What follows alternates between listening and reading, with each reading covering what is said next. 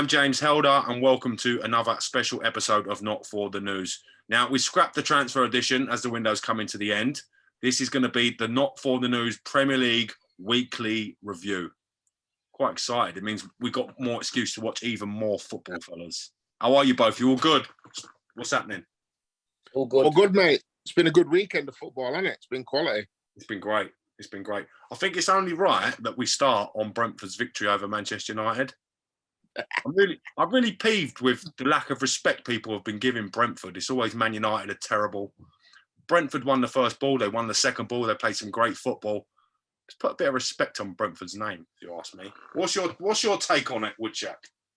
I mean, listen, Man United are so bad, though, aren't they? I know, listen, we should maybe be talking about Brentford, but it's Man United. You don't expect them to be getting done over 4-0 at half-time by Brentford. But we said the other week about you've got players in that team that every morning they wake up should get on their knees and pray to whoever which God that they follow and just say, thank you, Jesus. Because in no other era would 95% of them players ever pull on a Man United shirt, ever. It's humble. It's criminal, really. Dissect it for me then, both of you. Who should not be in that Manchester United team based on the performances against Brentford and Brighton? Well, I mean, if you just based it on them two performances, you'd have to go everybody, wouldn't you? Yeah. They've struggled like mad. And 90 will tell you, and it's like everything really, confidence. When it's shot, it is shot. And the only thing sometimes you can do is to move clubs and just have a fresh start. But they look like the whole thing is, they're just a mess. It's rotten to the core. It's not a quick fix either. How'd you move on 23 players? 90. Well, move 23 players on. Well, you can't, but you've got to. It's over there, mate. I mean, it's literally impossible to move 23 players, isn't it? Impossible. Yeah. But they're in so deep, aren't they? They're in so deep because the problems are so. There's loads. It's such a handful of them. It's like you need, like in reality, you probably need to get rid of 15 players. Like, if we're talking reality, yeah, you need to get rid of about 15 players, and it's impossible. So you've got to work with what you got to work with, and it's going to make happy viewing for some of us. I tell you that for that much. I know that, mate, because I don't mind seeing Man United flipping getting topped 4-3, 4-2s, and all that every weekend, mate. I mean, come on, look at this. What was the score against Brighton? What was the score against Brighton? 2-1 they lost, but they got battered. Right. And what was the score against Brentford? 4-0 half time. 4-0. Bro, that's six goals conceded in 2 games, bro. Are you insane? That's unheard of for a Man United team. You know what, as well? Like I seen on Twitter today, if Man U don't score against Liverpool, then their goal of the month has to be an own goal. It's also, coincidentally, it's the worst start that they've had in like 80 years. Like, it makes you think, like, where does the strategy and planning come from this? Bringing Ten Hag in, he's got no experience in the Premier League. Yeah. Let's tell it how it is. I mean, a lot more experienced managers in this league than Ten Hag at this level. Like, Curtis, to change things around. Like, Curtis, like, in reality, you're at United. You're the head honcho at United. You've got to go and get a manager. You're not going to get Ten Hag, as great as he might be and what he's done. You're looking for a quick stability fix, yeah, to get things in shape. You get a manager in that's been in the Prem, that's been successful in the Prem, yeah, and you get the shit shaken out of everybody. But for me, though, Knight, you're explaining somebody that was already in the market, ready to go in Conte. Bro, Conte was there, and Curtis. Before that, they had Mourinho. Yeah, and you know what? Like, you know when Jose said like one of the best jobs he's ever done was coming second. Everyone's like, "Shut up, Jose, talking your usual nonsense." Now you're looking at it, you're like, you know what? it was a hell of a job coming second and winning. He won the Europa. Europa Cup, didn't he? So he did. You know, you look at he had a hell of a. Well, he's been the most successful manager since Sir Alex Ferguson. But lads, the Man U job aged him. Can we just get a picture of Jose up at Manchester United? Okay. Yeah. And let's give it a moment. And now let's get a picture of Jose Mourinho at Roma. Look at the comparison in the faces of the same person, okay? Yes, whatever is going on at Manchester United is a lot bigger and a lot deeper than what's happening on the field. Do you know a big problem that they've got, Man United? They've got all these players that we all agree need to move on, but they're all on ridiculous wages. So they're not going to go anywhere. People like, what's he called? The centre-half, Phil Jones. Phil Jones. There's probably another 10 Phil Joneses on ridiculous amounts of money that teams that are going to be shopping for them are teams going to be like teams like Brentford or teams like Norwich who may be offering them like 30, 40 grand a week. He sat there on 100 grand. They're not going anywhere until the contract runs out. Yeah, they're not budgeted. 100%. And I don't blame them, to be honest. I remember bringing up Graham Potter potentially as a Man United manager. You boys gave me some stick about that. You gave me some pelters, okay? I don't think we did. Let's look at the business that Graham Potter's done. Let's look at how the club is run at the carpet, okay? Now let's look in comparison to Manchester United trying to sign Casido that Brighton stole for $3 million. And now let's look at the job that's happened in the past Manchester United jobs. Basically, I want you both to admit that I was right and Graham Potter would have been a great manager for Man United. Well, you don't know because he ain't took the job. He ain't that Man United. He ain't doing the job. But hypothetically, he would have been better than Ten Hag, no? You boys start after 2 games. Can you feel what I'm feeling? Yeah, 100%. I've got to admit, on the Potter, I'm on the train. I'm on. I'm all aboard. I'm a believer. I like him. And, you know, look at the job. The job he's done has been a steady progression of advancing the team. And the way that his teams play is very good. Tactically, he's great. You know, he sometimes changes 2-3 times in game. He's a bright coach. I'm a believer. And I want to believe. Well, I just thought it was kind of just a bit of a whatever, probably 18 months ago. But yeah, I'm on board, James. I got it wrong. Because he looks like a geography supply teacher, you mocked him, didn't you? 100%, yeah. You didn't have the belief and hindsight to look at him. You know what I mean? I told you he's a good man. Then I'm like, who's this guy? But, yeah. Right, I tell you what, he tactically got it right against United when they played United at their ground. He gets it right all the time. He's a very good manager, mate. I would love to see him with better players, but I honestly think that Brighton's starting 11 is better than Man United's starting 11. Yeah, 100%. Really? 100%. So, Man United obviously a miles bigger club, but that Man United team is so poor. I don't think anyone could get a tune out of them. It's not. You can't always blame the manager. The players are not good enough. It's as simple as that. And I was going to say this as well. Yeah, it's all right coming and saying, Ten Hag, this, that, and the other, and blah blah blah. At the end of the day, he chooses the team. Yeah, you're professional footballers. You're on X amount of money. Yeah, you've gone through whole pre-season. Yeah, playing games and whatever. Before you was at Man United, you was a professional footballer. Yeah, you know what it's all about. When it comes down to it, the manager picks the team. Yeah, unless he's picking Ronaldo at right back and stuff like that, then you can look at him and go, you know, what's he doing? Like, blah, blah, blah. But come on, bruv. When you go out and that whistle goes, you're meant to have a bit of pride in how you play and how you like come across on a Saturday afternoon to the fans who are paying their money and stuff. Do you know what I mean? Like, come on, man. You can't keep blaming the manager. And that's not just for Man United. That's for everybody. Like, that's for every club, bruv. Like, unless the manager's doing absolute nonsense that is just like plain to see, yeah, you can't keep blaming the manager. Like, what is the manager doing? Like, oh, he's lost the changing room. Bruv, you don't come on, man. This is right, it's just... You say that, but Ten Hag chose to play Eriksen as sort of behind as the attacking pivot in the first game. In the second game, he's played him as part of the holding midfield. So, like, bruv, you've got to make up your decision. If you brought him in to play one place and no, what's going on? But he can play both positions. But no one was injured. No, I just don't get it. But still, he can play both positions. Yeah. It's not like he's playing him left wing back. Well, you think he's better than Fred and McTominay then in them holding roles? 100%.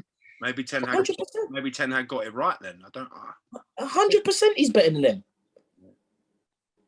Yeah. I think a big thing is, me and Knight have never played at that level, at that size of football club. But when things are going wrong, that must be a difficult place to play, Man United, because they've had some serious players go through that football club, and now they're in a position where the players are not stupid. They know that they're really, really struggling.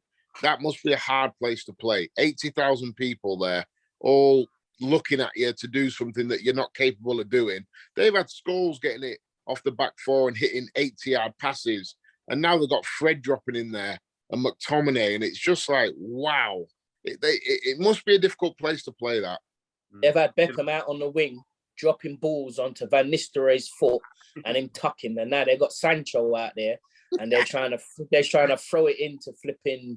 I don't even know who's up front. Who was up front? Bruno Fernandes or whatever. And it's just, bro, it's like Curtis is saying. Like, I've played at some football clubs, and like Curtis said, also, it's never been nowhere near Manchester United. Yeah, but let me tell you something. When you are on a bad roll and confidence is low, Jesus Christ, bruv, I'm telling you now, it is one hell of a task to turn around. Yeah, it Trust is. With the ground, they need infrastructure. They need so much done with the ground. I'm hearing reports from fans that everything's falling apart, not just on the football side of it, but they need a huge overhaul as a football club. Are they going to get that under the Glazers? Do you see things improving? No one gives a shit about the ground. No. Like Knight says it all the time. What matters is from 3 o'clock till 4:45. No one will care if the roof's leaking, the training ground's falling apart. If you're winning trophies, nobody cares. The first thing is magnified when you're not winning games. Yeah, 100%. The first 100%. thing Man United need to do is sort out what's happening on the pitch, and then the rest can just take a back seat for now. Yeah, they need to sort out the utter garbage that they're churning out every Saturday. Now, lads, let's come away from Manchester United. As much as I know you both enjoy discussing their problems, I want to talk about one team that have started in form. I'm talking in form. Gabriel Jesus leading the line for Arsenal. I know Knighty's happy. He's been a lot calmer for the last couple of weeks. His interactions, look at him. This ain't the Knighty that we know and love. Do you know what I mean? So I'm gonna hand it over to Knighty initially. How would you assess Arsenal's first 2 games of the season in the Premier League, Knighty? Well, like Curtis said, I just always say 3 o'clock, the 3 points need taking. And look how smug he looks. Look how smug Knighty looks. And look at him. And from 2 games, we've taken 6 points. Yeah. Has Gabriel Jesus been that player that we've lacked at Arsenal? Well, for the last few seasons, 100%. I mean, even when we had Aubameyang, I don't think it was like it is with Jesus. Yeah. I don't think it was. It's just he's got a little bit more, as in work ethic. It just seems like it means more to him. And when you're a fan, yeah, that goes a fucking long way, bro. Yeah. Even as a player, though, Knighty, he's very infectious, isn't he? If you're playing alongside someone like that, you're like, yeah. This is what I'm trying to say. Yeah. This is what I'm trying to say. Aubameyang was a sulker. I want an Aubameyang fan. He used to do my head in. He's very petulant. Bro, I don't think you ever heard me screaming Aubameyang's name. If he scored, yeah, we scored, whatever, and this, that, and the other, cool. But it was like, it was his show. Yeah. Do you understand what I'm saying? Now, when we've had Henry, when we've had Bergkamp, Ian Wright, it was their show, don't get me wrong, but it was their team as well. Like, do you get what I'm saying? Like, yeah. Do you get what I'm saying? Like, it's hard to explain, but, they was the focal point of the side. Don't get me wrong. Henry, Wright, Anelka, Bergkamp, they was all focal point, but it was like the team was all around them as well. With Aubameyang, I didn't see that. Do you know what I mean? Even if, like, maybe I might have missed it, but I didn't feel it. No, I hear that. No, Arsenal notoriously start really slow in the Premier League. Yeah. They don't really usually pick up form and momentum till after Christmas. Yeah. With the way that they've started, dare I say, could they mount a title challenge this year? No. Let's not get ahead of ourselves. Like, let's like, do you know what I mean? We've had a good start. Yeah, we've had a good start. You lot are trying to take the piss. We've had a good start. Yeah. So let's not try and lure me into saying something that's gonna make me look like a dickhead come flipping 6 months time. Yeah, boys. We've had a good start. I know you two are Arsenal fans. Who've you beat this year? Let's just all slow down. No, Curtis. We can only beat what's in front of us. Thank you, Nike. Yeah, Brother Woodchuck forgets that. Do you know what I mean? We can only beat what's in front of us, and at the moment, Crystal Palace have gone, and Leicester have gone. Last season, we wouldn't have won that Crystal Palace game. Thank you, James. Last season, yeah, we went to Palace. They spun us. Yeah. Let me tell you though, I watched that game. You were lucky you got all 3 points. But Palace missed our own good chances at 1-0. Yeah. No. Listen, you didn't hear me screaming, great performance and this, that, and the other. But at the end of the day, when the 90th minute or 93rd minute whistle went, we had the 3 points. Now, let me tell you something. Yeah? Come end of the season, these 6 points, yeah, they're usually the ones, Leicester, draw, maybe flipping lose, Crystal Palace, we get turned over at their ground. These little 6 points, and that, they're going to add up. Yeah, no, I hear you. I'm not an Arteta fan either, but I think the job that Arteta's done at Arsenal is very similar to a job that needs doing at Manchester United. A lot of them big egos got to go, and it does take time. It's been a process. It's been a process, hasn't it? Don't let you Arsenal boys. You love that the word process, don't you? It's been a big process to me. We're told to trust the process. We've been trusting it. Yeah, fair play. I do like the look of Arsenal's team. It's young, it's vibrant, it's energetic, and there does seem to be a nice little feel about the place. I think Jesus has definitely helped with that because he is one of them players where you're like, yeah, I like this guy. Oldest player in Arsenal is Cedric Soares of 30 years old. That's a young squad. That's a young squad. Nice. Yeah. I'm loving the youngness and the rejuvenation of the team. It's fantastic to watch.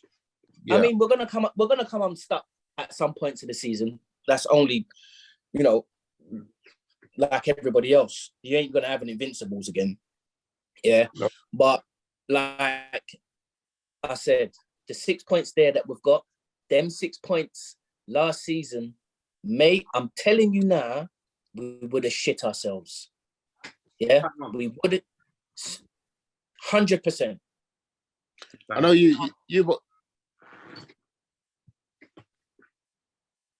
we got booked on the weekend. Yeah. It's and let me tell you something. I ain't even worried about the cities and the Liverpools and this, that, and the other, because whatever we get out of them games, I feel like, all right, cool, we get out of them games. Do you get what I'm saying? Yeah. But it's the Bournemouths and flipping Spurs and all them sort of games there that I'm thinking that we should be peppering them teams. I'm glad you mentioned Spurs because they've got a bit of momentum at the moment. The rivalry is probably at an all-time competitiveness with Arsenal. Both squads are sort of at that point where they can go at it. What did you boys make of the Tuchel Conte spat after the Chelsea-Tottenham 2-2 draw?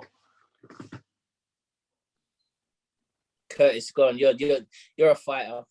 I loved it. I thought it was brilliant. And you know what I love the most about it is the aftermath of it all and what Conte's come out and said and what Tuchel's come out and said as well. They've both basically said, it is what it is. We don't need to be friends. We had an argument. Let's all move on. And I thought, you know what? That's class because they could have made it into this massive something that it wasn't. you know, passions were high. They had a little bit of a push and a pull. I loved it. It was brilliant. Everyone loved it. Let's all move on. It was nice. And that's what the Prem needs again. Yeah. You know, for a couple of seasons, for 4 or 5 seasons, it got pansy-like it got a bit like, oh, fairy, like you can't touch, or managers like, you know, they, you know, hugging and, oh, this fist pumping and all of this and whatever. And now it's like the referees have been told, listen, you got to let some things go. Yeah. So London derby, isn't it? London derby. Chelsea Spurs, they don't like each other. I want to see that replicated on the pitch. Like Man United when they used to play Arsenal. I used to love them games. The managers didn't like each other. The players didn't like each other. It was on. And you know, I know Graham Souness has come in for a lot of stick. And maybe his choice of wording wasn't perfect. But what he was saying, I kind of understood. It's like, yeah, we're back. His era. Everyone's getting stuck in. There's tackles flying in. Yeah, it was good. I didn't think he got a word wrong, mate. I think he was bang on the money. Let's break it down. The men are here. We're going to have it blow for blow. It was along them sort of lines, wasn't it? So, yeah, but I mean, is it that bad? I don't know. Is it? We've got our game back, I suppose. That was the bit that said it. But was he referring to? Sorry, Nighty. Was he referring to the women's game, or was he referring to, as Nighty said, our game not being physical in the past few seasons? Well, so what? So what? Like, what did he say that's wrong? No, I agree. 22 men on the pitch. Yes, our game's back. Yeah. The women's game just finished. Man wanted to get men's game back. What's the big deal? We're not saying, oh, don't play the women's game. We're just saying, boy, we've got the men's game back. This is it. Now tackles are flying in. Yeah. You might all see me run on a picture of the North London derby and put Arsenal flag at White Hart Lane, cause like Souness did in the Galatasaray. Souness style in Fenerbahce. Oh, I just think we're going down the route of you can't say a man's game. You know, all I've been hearing all summer is the woman's game, and I just think we've got to be really careful. If you can't go down the route of saying man or woman and offend people, then what's up? We might as well all just go and live in a cave, mightn't we? I don't think he meant anything by it, and everyone's jumped on him for it. And I actually agreed with what he said. His choice of word, and if he could have it up, well, to be fair, he probably wouldn't even care, Graham Souness. And I'm glad that he's not come out and apologised either. He's not felt he's had to. But yeah, it was. I agree. It was kind of it was mid-90s yesterday, wasn't it? The tackles were in, and the ref was letting things go. Who's your money on Conte and Tuchel if they had a fight? I was just going to ask you this. I think Tuchel's got the advantage. You know, he's got a bit of about him, and he just don't not look at him when you speak. No. I fancy Conte. Conte would have took him out. Do you reckon? Yeah, I agree. Conte would have took him out. Nah, all the Italians, they're all fiery and all talk, aren't they? Tuchel would have given him one efficient jab on the nose. That'd have been him, mate. It'd have been left, right, good night. Yeah, 100%. It would have been like sort of hand gesturing this and that. He's got punched on the nose. Get out of here. Yeah. I'd love to see it. A little pay-per-view at the end of the season. Oh, it'd be great. Do you know what I'd like as well? On penalty shootouts, a manager should be made to take one. Yeah. I like that. It's entertainment as well, isn't it? Like I want to see Tuchel come up and take a penalty. Bruv, there's too much money. There's too much money riding on certain things for managers to be taking pens, bruv. That's a non-goal. Imagine that though. I love that idea, James. I'm gonna be honest. I love that idea. It's a great idea. I'm going to discuss this on our Not For The News random stuff show. I've got a few other random concepts I've been thinking about. That's a great concept. Imagine the gaffer Big Sam stepping up. I love it. Oh, you know what I mean? Come on, lads. Yeah, I'm here for that. Imagine the gaffer like trying to run his mouth for it, and you'd be like, "Hold on a minute, I've seen you take a penalty. Calm yourself down." And it would mean that your gaffer, you would have to having a ex-player who was a legend as a gaffer would mean more because this is pen, is he? Like, who's going to be the first gaffer that comes and dinks one down the middle? Mourinho. It's got to be Mourinho. It's got to be Jose, hasn't it? It's got to be. 100%. It's got to be Mourinho. It's got to be. Yeah. Right, let's look at some of the other games then. So Manchester City, 4-0 trampling of Bournemouth. They're starting to heat up already, and they don't really look like they've got the strikers firing yet, which is quite worrying for the rest of us. The Terminator, 6 touches all day, one of them an assist. I remember Lukaku getting absolutely crucified for 6 touches in a match.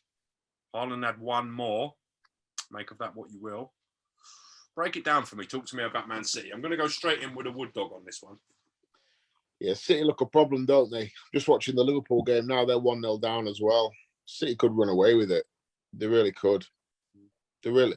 City don't even need Haaland. If Haaland had 6 touches and Man City won 4-0. Yeah. Do you know what I mean? Mad, isn't it? Scary. You know what I mean? He had 6 touches. One of them was he set a goal up. Yeah, he did. His heat map. I don't know if you saw his heat map for after the game, or should I say non-heat map. It was the funniest thing I've ever seen. He had 1 touch in the middle and then 4 touches in the box. It was just bizarre. Yeah, mad. Bizarre. But what do you think about City 90? Are they already running away with it? Are they Yeah, that strong they can't be caught? they're a bit of a problem, aren't they? Like they're gonna be a major problem. Like Liverpool don't look like. I mean, I'm watching them now. They don't look like they're anything gonna be mounting any challenge or whatever. And then after that, who have you really got? You ain't got United. Chelsea ain't really gonna mount no pressure. Liverpool, Arsenal ain't mounting. Tottenham ain't really gonna. Do you know what I mean? So you can just. It could be a runaway. Could be a runaway thing, really. But Liverpool drew against Fulham. Okay, they're not having a great time against Crystal Palace as things stand. Is there problems there? The fact that they were so willingly to let players like Sadio Mane just disappear, carry Liverpool towards the back. Season, don't care what anyone says. He was a main reason for their form. So to lose him, when you take a piece out of your trio that have been banging in for you for the last few seasons, and you've been winning titles and Champions Leagues and whatever, yeah. When you take that out, yeah, it does something majorly to the side. Yeah, regardless if you've still got Salah and you're flipping Diaz or whatever in this, that, and the other. Diaz is never going to be better than Mane. I do like Diaz. I do like him. But you know, you look at the goals Mane scored, he scored big goals as well. This is what I'm trying to say. I'm trying to say this. Types of goals as well. Yeah, and I'm not. This is not me having a dig at Diaz. No way, because like you're saying, Curtis, he looks lively. Like I like him because he just attacks. I like the players that. He reminds me of Suarez in that mentality. 100% Suarez. But he's a shit Suarez. Yeah, he's not as good. Yeah, he's not as good. Yeah. Do you understand what I'm saying? With all due respect, like Sadio Mane, yeah, is the crumbling of that Liverpool side there. Because everyone was going Van Dijk, and when he was injured and blah blah blah, and they were still doing bits. Yeah, Mane carried them last season. Towards the back end of the season last year, bro, Salah dropped off. Mane was the reason that they had. I'm telling you, bro. I'm telling you now. Sorry. They let the wrong one go, mate. I'm telling you. The thing is, they paid out such a big extension for Mohamed Salah's contract. They clearly weren't willing to give that to Mane at 30. 2 seasons, you've got a 32-year-old on 400 grand. So yeah, it's a tough one, isn't it? Yeah, they're in a difficult position, really. So they'll probably look to reinvest with younger players on less money and hope they're going to turn out to be just as good. But I agree. He is a massive loss. He tucked as well, didn't he, at the weekend for Bayern? Did he really? He's been tucking. Yeah. He's been tucking. No surprise. Really? No surprise at all. No surprise there. Out of the other teams and other games, is there any side that impressed you particularly that you think deserve a little bit of a mention while we're still active?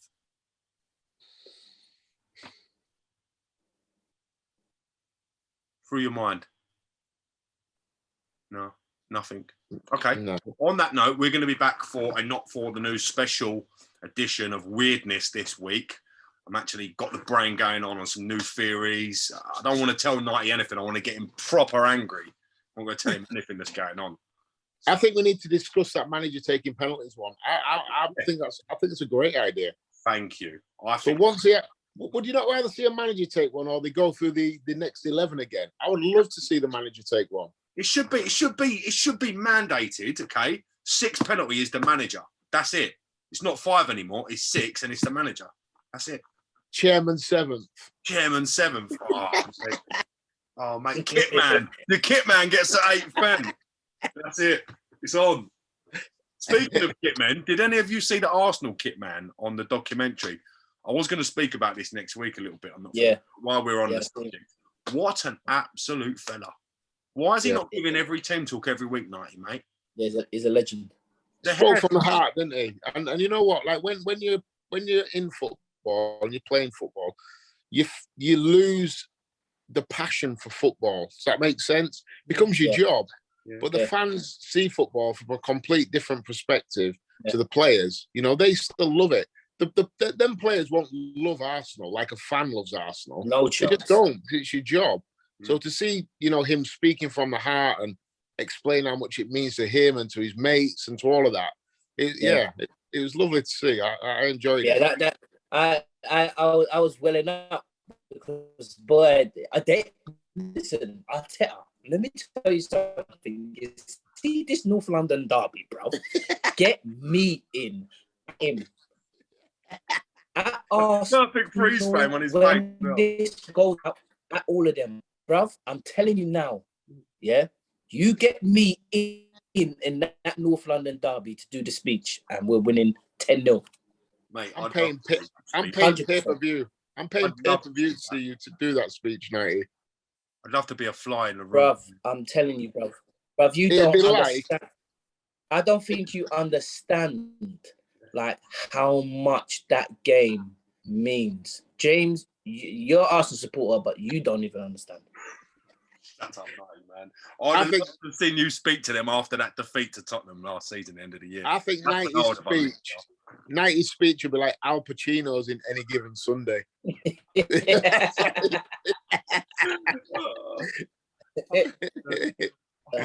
Mate. All right. On that note, lads, it's great to spend a bit of time with you. If you are watching this on YouTube, please download our free app at Pitch Football. We've got loads of competitions, giveaways, everything else at Pitch Football and on the YouTube Pitch Footy. Before we go, Curtis, now someone told me you got some tickets for the big fight. You back Ben. I just want to know how I go about, and 90, we go about getting a couple of tickets off you to go and watch the boxing. So what's the deal? What's the drill? Please. Yes. So with It Starts Monday, we've managed to get hold of 2 floor tickets, £900 tickets for the Conor Benn, Chris Eubank Jr. fight. And a portion of the money raised is going to go to ex-boxers that have fallen on difficult times, been injured in the ring. Basically yourself. You're going to take the money.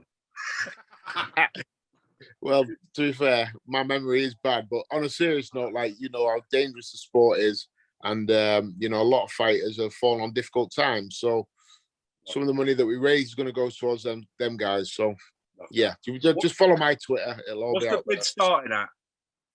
£10. Don't say £900. It's a raffle. £10 a ticket. Oh, it's £10 a ticket. Yeah. All right. Well, just on behalf. And that gets you. And the £10 gets you in the draw for 2 tickets. And if you win the 2 tickets, there's a hotel as well that's 1.2 kilometres away from the O2 Arena in London. So you're paying for the hotel as well, Woodchuck? Yeah, hotel as well. Love that. How many? What's the cap of numbers? How many can you sort of buy? I think we have got. I think it's 850 raffle tickets. All right. Well, put me down for 5 tickets. Legend. And if it comes in, I'll take 90. So 90, sweet. If 90 buys 5, then we've got a 10 chance out of 850. That ain't too bad. And you know what? These tickets have sold out already. They're not. You can't buy them. It's sold already. Yeah.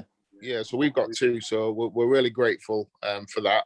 And yeah, hopefully we can raise a good chunk of money and give it, to a few ex-fighters that really need it. It's a rough old sport, and like I said, people get injured badly, and that's the side that gets hidden away a lot of times. So if we can help them, that'll be great. I'm glad you highlighted that, because they're the things that the wider public probably don't see. Yeah. Fighters won't make world title level, means they're not going to make world title money. lot of guys and a lot of really good people get injuries and career-ending injuries before they get anywhere near that level. So the highlighting that and putting some money back into, I've got a lot of time for. I like that. Yeah. Love that, man. Love that. Cool. All right, just make sure you pick my number up, and we'll be good. Me and Nighty will be there. Sorry, everyone else. And on that note, download the app. We will see you on Friday, I believe, for the Not For The News wacky and weirdness. Thanks, fellas. I'll see you soon.